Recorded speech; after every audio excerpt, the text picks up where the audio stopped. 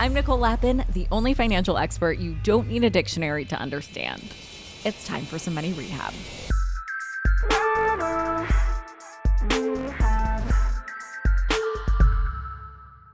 In honor of the Golden Globes on Sunday, I'm sharing an interview with the woman behind one of the films nominated this weekend, Diana Nyad. Diana was the first person to swim from Cuba to Florida, swimming over 100 miles in 53 hours. And she did it at 64 years old. Nely Galán talked with Diana on the M&N Pod Moneymaker all about what the movie did and didn't get right, and the specific lessons she has for reaching your goals at any age.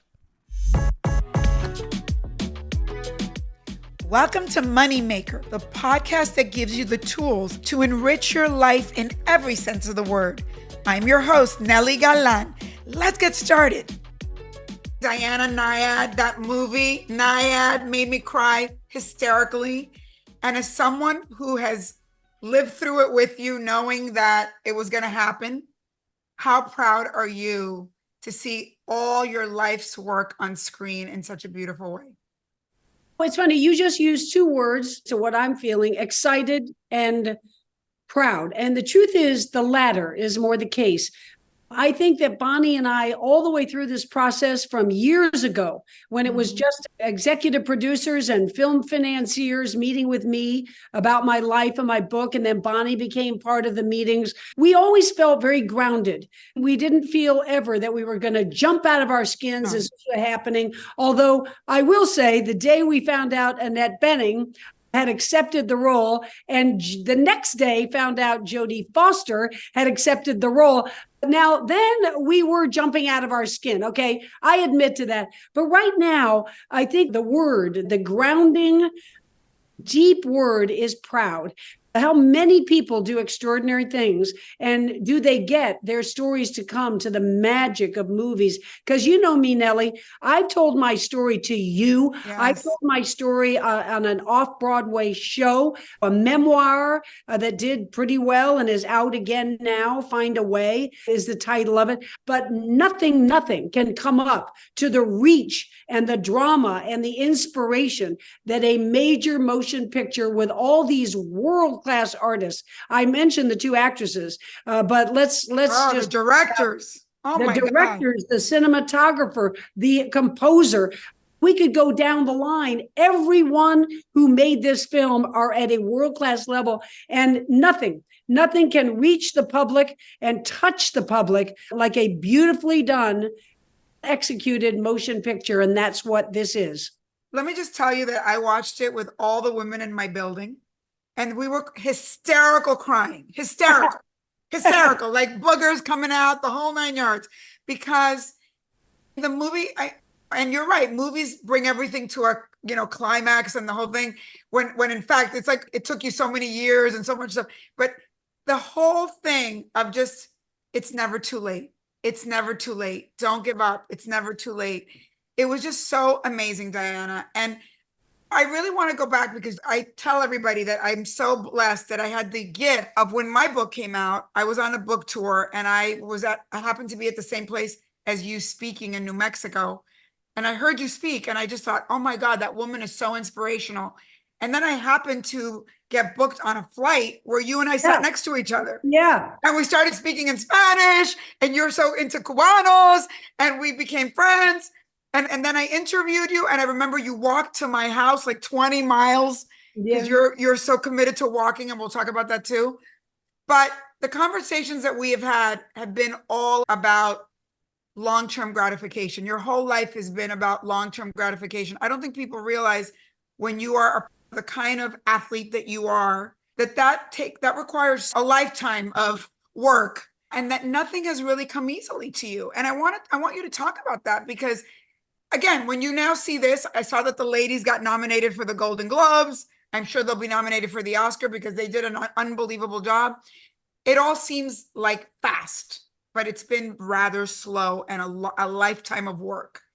And can you talk about that? I guess if we took anybody who has reached some level of accomplishment, or big levels of accomplishment like you, we could go back and look at people like Steve Jobs. We could look at Michelle Obama, Roger Federer in tennis. Nobody gets to where they're going overnight. We all need success. It takes some talent, hopefully, at each one of us at what we do. It takes some surrounding ourselves with a good team, no matter how solitary. And my point was, this sport is a great example of that. I never, ever would have reached that other shore without Bonnie and without those 39 other crafted individuals who helped solve all the problems that we were going through. But you know what? That's been me since I've been a kid. For some reason, I've been very attracted to epic. I want to see something that's so grand that it could never be achieved overnight. As a matter of fact, I don't mind, Nely, in envisioning things that are probably so grand they're impossible.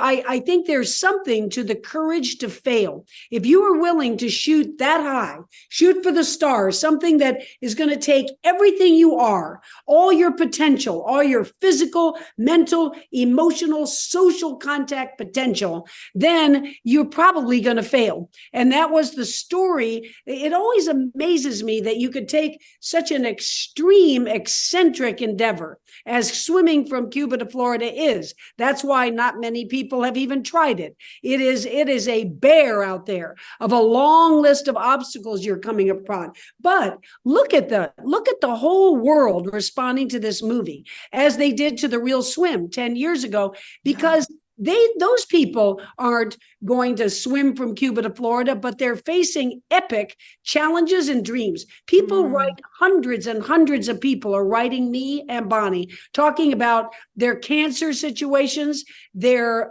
relationship situations, their losses in life, and their dreams. People who have just taken that novel they always believed they had in them, but the children came, then taking care of the parents came, the bankruptcy came, and they stuffed that novel into the back of a drawer, and they're writing me to say, you know what? It's not too late. I'm going to drag that novel out. And a woman wrote us the other day to say her husband has stage 4 pancreatic cancer. We all know what that means. We all know that that's not going to probably end up well. But she said, you gave both me and my husband the courage to say, what more? How can we extend our precious time together? Maybe we can find something new that will just give us a few more months. So how could that mean any more to me, Nely, than to be in my story, to be inspiring? And how could it reach any more people than through this movie? But you know what? Seeing the movie, new things came up for me that I had never asked you. I really wanted to ask you, because that part of the movie, they did a fast edit. What you had to do to get your body back in shape, what you had to eat, that whole thing about, like, in the beginning, you couldn't even do a couple laps, and then you have to do hours and hours and hours. I mean, the decision to show up so that the opportunity could possibly happen. When it's almost impossible chronology wise. What did you have to do to completely shift where you were to where you needed to be? Yeah, it's the word commitment. When we commit, if you're going to commit to your partner, your business, your dream, whatever it is, again, you may not make it there. And I must say, I know it's an old cliche that it's the journey that's more what life is all about than the destination.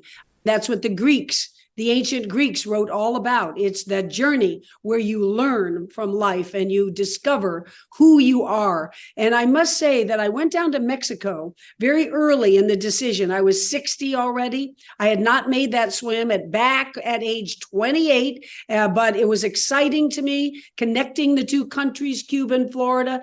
I got to meet President Obama in the Oval Office after the swim, and a president I truly admire. And he said that, look, you just committed yourself to something so difficult and so important that you have now shown the whole world that you left one shore and shortly thereafter reached the other shore. You showed us how to make that gesture toward that other shore. And he said, in my presidency, that's what I want to happen. I want to commit myself to having Cuba and America come back together.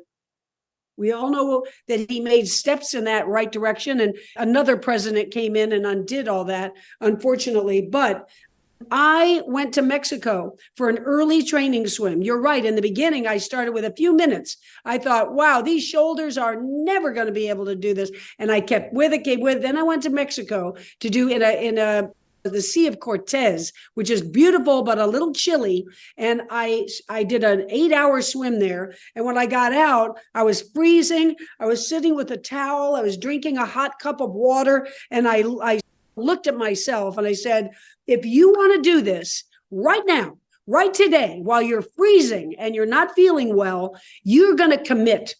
Today is the day that you're making a contract with yourself that there will be no negative thinking. There will be no going back. There will be no doubts in your mind. You are going to do this and you're going to go full forward with the right team and the right spirit and the right commitment. So you had to change everything about your life and you just did it. And you failed a few times. It didn't work. How do you not give up? And I didn't even know more detail about Bonnie, because the other thing that the movie makes very clear is that we all need a coach and a mentor. Yeah. Because there are times when we want to give up. And also Bonnie's dedication to you was unbelievable. But how do you just not give up when you're not doing it? How do you not just say, I can't? I don't know. I don't even know what happened in your brain. I really don't. I'll tell you why. And it's fairly easy to understand. And that is that on the 4 long attempts when we didn't make it, so one was 51 hours, one was 48 hours, as we maybe overused the word in my interview with you, it's an epic endeavor. But on every one, it wasn't that, oh, things aren't working. When you're out against big Mother Nature on steroids, you're going up Everest and a 90-mile-an-hour wind comes in, you don't say, oh, I'm not strong enough and I'm not fit enough. You cannot beat that Mother Nature. You're going to die. So you turn around, you go back down and you say, this is not my day. Well, I'm going to come back another day. So the 4 times that we didn't make it, it was never a matter of my giving up, my raising my hand in the water saying, Bonnie, I've bitten off more than I can chew. This is too much. I didn't train enough. No, every time I stood on that shore in Havana, I was ready. I was ready to give it everything. And there was no stone unturned in the preparation, but Mother Nature was on steroids 4 times. And maybe that's the reason our team finally made it across, because we were the ones who were willing to come back over and over again and learn. Every expedition learns. You go to snowshoe across Antarctica and you don't make it and blizzards come in. You find out next time a better way to get through those blizzards or a better way to predict them. We learned, our team was on a scientific learning curve, data and intel. And every time we had more to bring to it.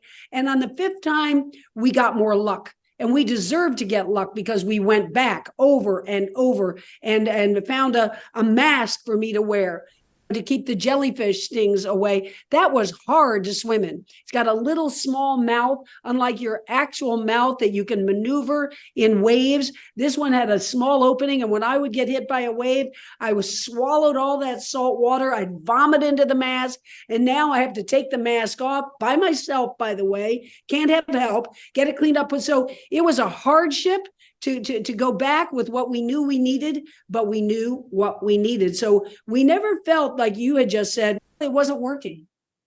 Why did you go back if it wasn't working? Plenty was working. It was Mother Nature that would just the elements. So yeah. That's a good metaphor for life, because there are problems that you have that you create, and then there's problems that happen to you, like a pandemic, or like it's not you, it's something outside of you.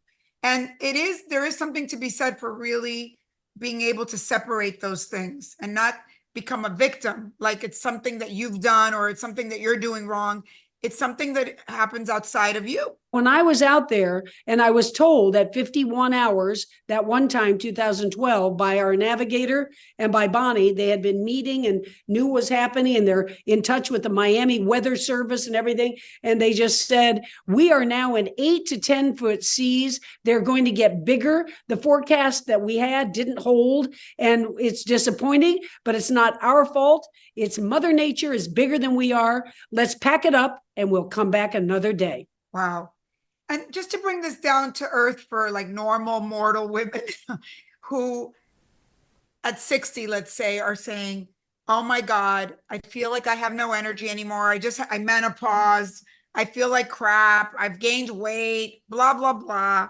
I look at it for myself. Even I moved to Miami to help my parents. I was in an okay shape, but not great shape. But because I was so stressed out about my parents, I started working out 2 hours a day, and I cannot believe my body. I didn't think I was going to have a better body than when I was 17 at this age.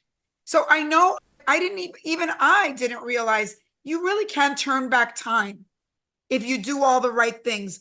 Can you tell women what are some of those right things that for you are not even a sacrifice at this point, because you are just you're such a healthy person. Look at you and look at I don't think people realize how old you are now, because you don't remotely look your age. Yeah, I'm 74. And look, what can I do about it? Every minute I worry about the vanity of wrinkles coming to my face or gravity affecting my skin. Every minute I worry and become anxiety ridden about all that. I've just missed a minute of living. So I just can't worry about it.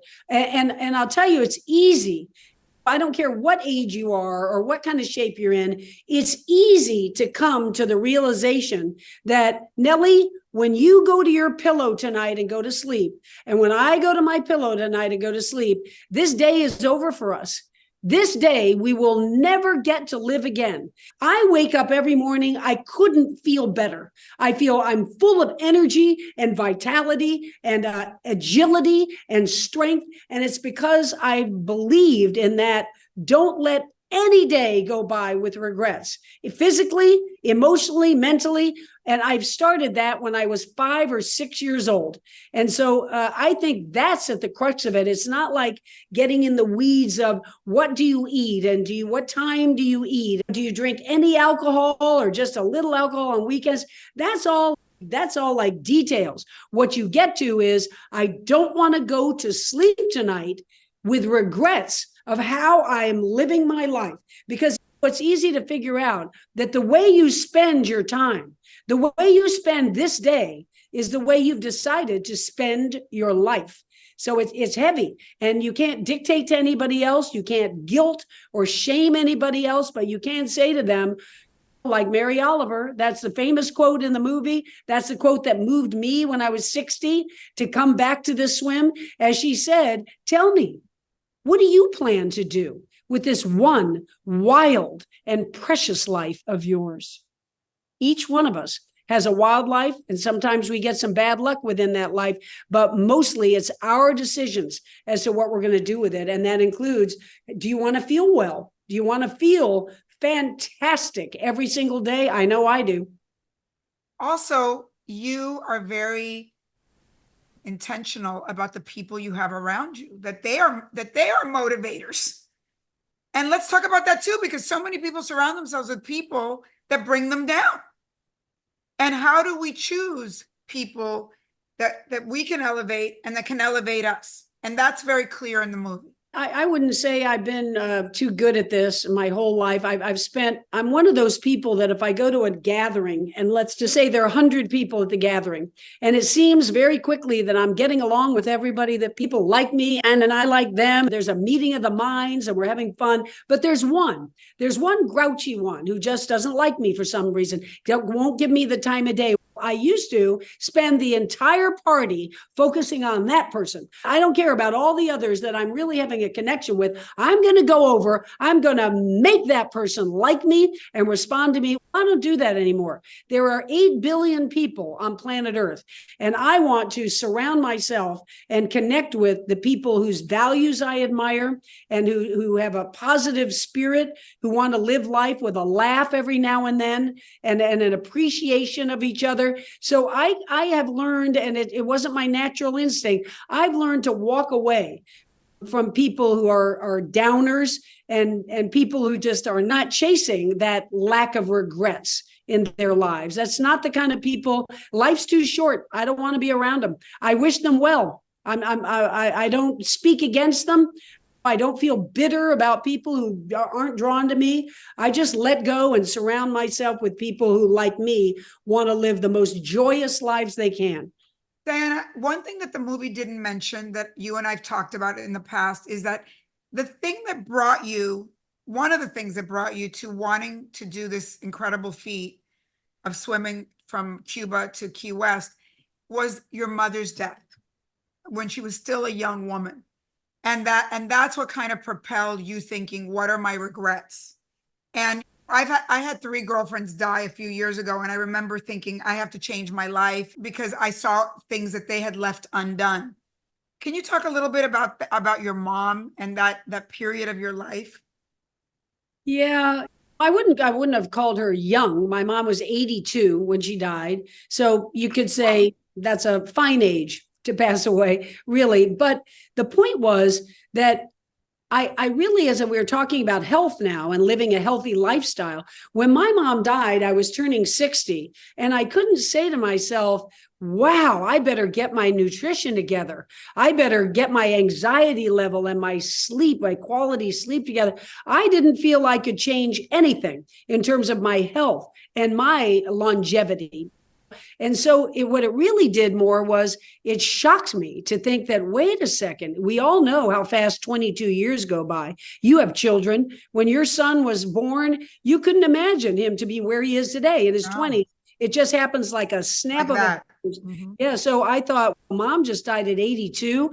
My genes are my mom's genes, even though I've kept very fit and healthy my whole life. But I was thinking, what if I only have 22 years to live?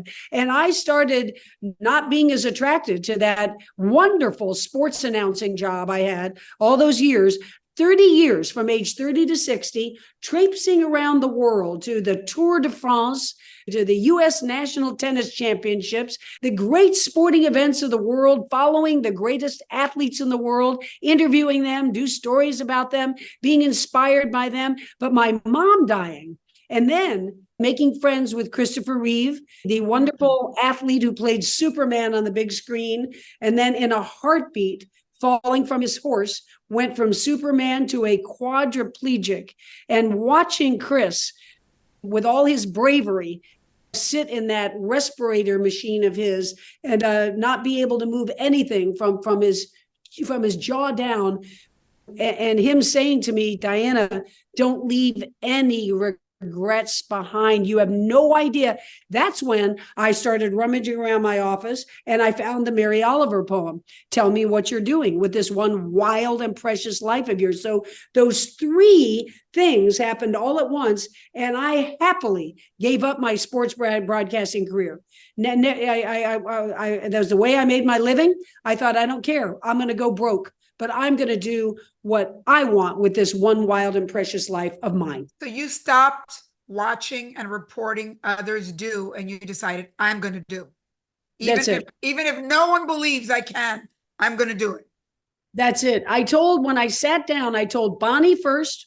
I told my other best friend, Candace, next. I told my ex-partner, Nina, next. And I told my sister and my nephew, 5 people. And I said, I don't care if only the 5 of you are on that beach when I make it across. I don't care if it's something that doesn't catch the world's attention. A lot's happened in this sport since I was in it 35 years ago. It could be nobody will care about this at all. But if the 5 of you are on that beach, then that's what I'm swimming toward, is you, my 5 closest people. It was easy to say goodbye to that sportscasting career. It really was. Wow, Diana. Hold onto your wallets. Money Rehab will be right back.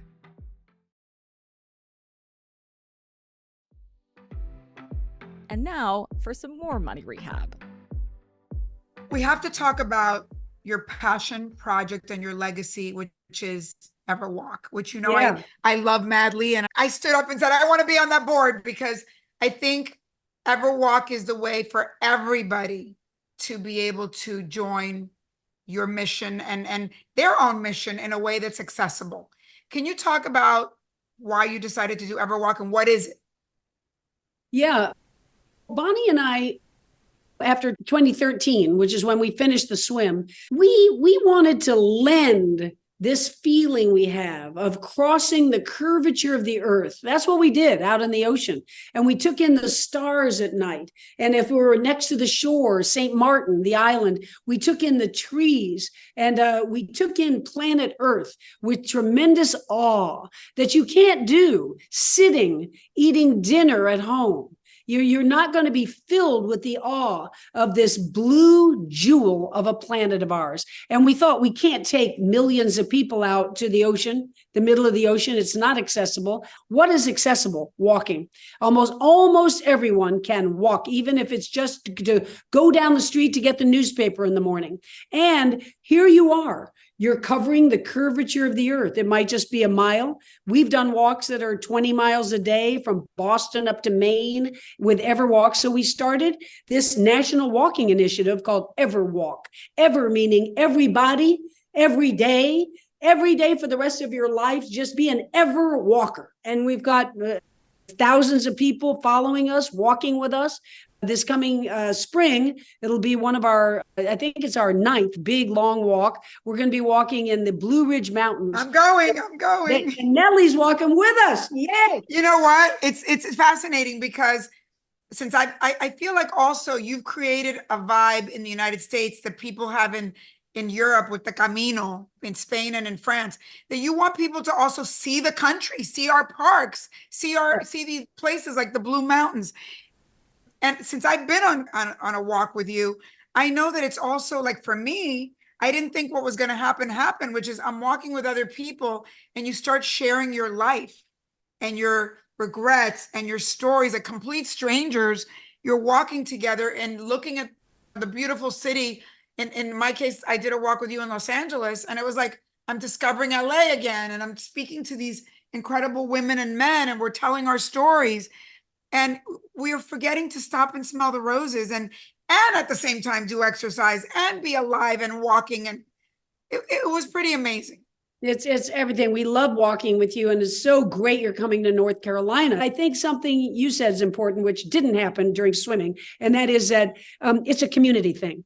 You really do. You're not sitting looking at a screen in an office. You're not sitting with walls impeding your imagination. You're out in the open. And all of a sudden, like my ex-partner's son I was walking with the other day, and he's a quiet kid and he doesn't really share his innermost feelings, but here we are on a walk and he just came out with it. He just told me all the things that he's worried about and that he wants his future to be. That never would have happened sitting and eating dinner or sitting in front of our screens. And many humans throughout history, going back to Thoreau and Virginia Woolf and all kinds of famous people, have been walkers. That's where they think. That's where they do their thinking, along with the endorphins that come with just moving. So I have to ask you a little bit of a Hollywood question, because seeing the movie and seeing Annette Bening play you, and knowing that she said that she learned to swim for a year and try to get your strokes, and that she was freaking out about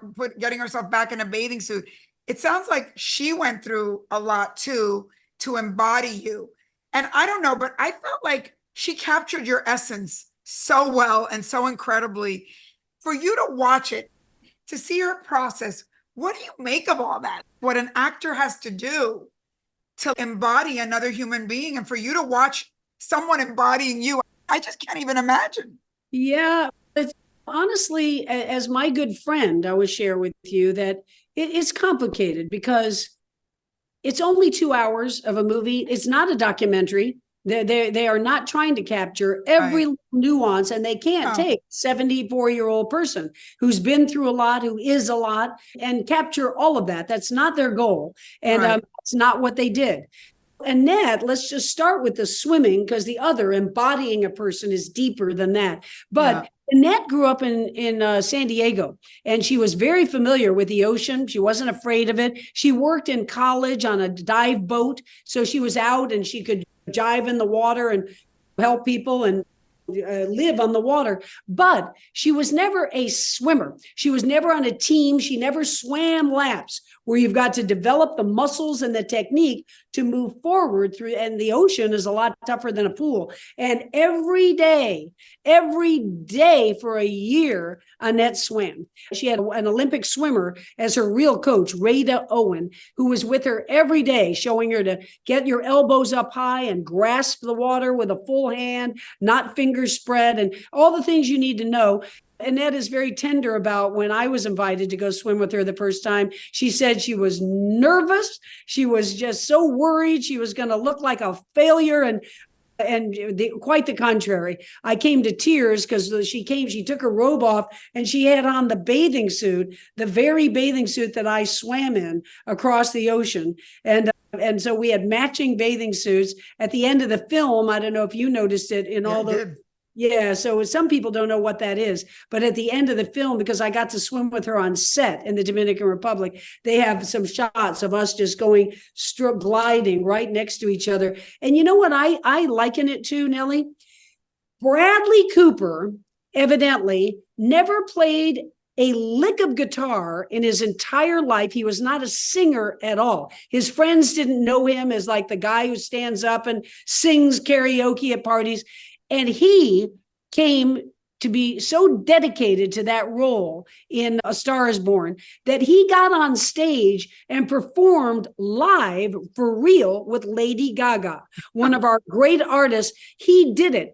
Annette Bening, to my mind, it's just as strong what she did. She became a swimmer. She developed the shoulders, the lats, the triceps. She developed a stroke. They use documentary footage from the documentary on me, which is called The Other Shore. That's a different film, and that's to be found out there these days too. That was done 10 years ago. They use some footage of that. And Bonnie and I, when we sit watching the film, we know just when it's me and we know just when it's Annette, but they splice them together all the way through. And Annette did it. She became that athlete, that swimmer. She dedicated herself to it. And I know she and Jodie are just grounded, non-superficial types. They don't talk about awards, but in our hearts, we hope they win the Golden Globes, the Oscars. We hope they win all of it because they deserve it, those two. They deserve it. I was going to say about capturing a person. It's not easy. Like I'm like everybody else. I'm complex, and I'm not just that person that the writer of this movie and the directors and the producers and Annette pursued, which is put blinders on. You are fiercely unafraid to chase after this difficult, maybe impossible, dangerous mission. And you don't have time to be charismatic or to be friendly or to be funny. This is going to be just straightforward, fierce dedication. I understand that that's not the whole me. I know. That movie presented only 8 people on our team because of space, of shooting and finances. So we understand that. There were 40 people on that team, and they stayed with us with not 1 cent of payment being made to any of them. They stayed with us for 4 years in this modern era of chasing this dream. And they wouldn't have if I had been that caustic and that not even knowing who they are. So I had to forgive. A movie needs a little drama. That's it. I forgave all that because look, it does capture an essence of dedication and commitment.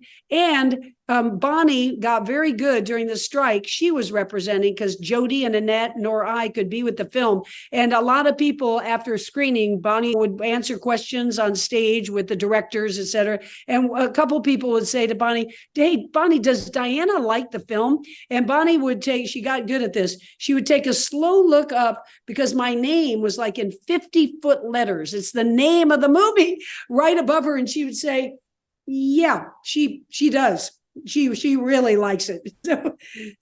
So believe me, I could put all that. Annette Bening playing me, Jodie Foster in our movie, a movie of that people get. They just say, "I'm so inspired. I wish I could be that persistent at something." So I'm honored about the whole thing. And having my name. How often do you get the movie name back? Oh my God! Amazing. Okay, one last question. Okay. What any epic more goals left in this incredible life of yours? Yeah, I am brewing on something. I mean, that you could say it's smaller, but I've never written a children's book, and I'm just writing my first one now. So Great idea. You wouldn't call that epic, but just as I was always saying on the beach and elsewhere, you're never too old to chase your dreams. The name of this book is You're Never Too Young to Chase Your Dreams. And it's to encourage a 9, 10-year-old. You don't have to wait till you're out of college. If you have the skills and the desire to do something right now, you go ahead and do it. So it's a fictional book, but I guess I would say, for instance, Serena Williams. Let's just take Serena Williams as an example. I'm not going to comment on Serena's life and how happy she is at the moment, but children and a husband and multi-million-dollar businesses and being a hero and well-known all around the world, I'm sure that Serena lives a very good life. And I bet you she would say, though, that she'll never have that drama that she had that night at the US Open, her last match, with thousands of people bowing down to her and millions more around the world. So sports is a tragedy to it that you retire when you're young. And I'm lucky. I got a second wave. I got to be 64 when I retired. I got a taste of that drama again, but you probably never feel anything quite that high octane once you've felt it in a sports world. Yeah, that is, and you're right that there's like little deaths in sports because you leave before you wish you could leave, right? But your body or your timing is that. Diana Nyad, I love you so much. I am such a big fan of yours. I think you should have your own TV show, and we're going to talk about that later. I think you are just the most inspirational person that every person needs to hear, and everybody has to see the movie. It is the best movie of the year. You're going to cry. You're going to be inspired. It's going to be life-changing. I guarantee it. Thank you so much. Nely Galán, te amo. And I everything right back at you. All the people you inspire. And I just love you. I love your spirit. I love your positiveness. And we're lucky to have you in this world, Nely. Money Rehab is a production of Money News Network. I'm your host, Nicole Lappin. Money Rehab's executive producer is Morgan Lavoie. Our researcher is Emily Holmes. Do you need some money rehab? And let's be honest, we all do. So email us your money questions, moneyrehab@moneynewsnetwork.com, to potentially have your questions answered on the show or even have a one-on-one intervention with me. And follow us on Instagram @MoneyNews and TikTok @MoneyNewsNetwork for exclusive video content. And lastly, thank you. No, seriously, thank you. Thank you for listening and for investing in yourself, which is the most important investment you can make.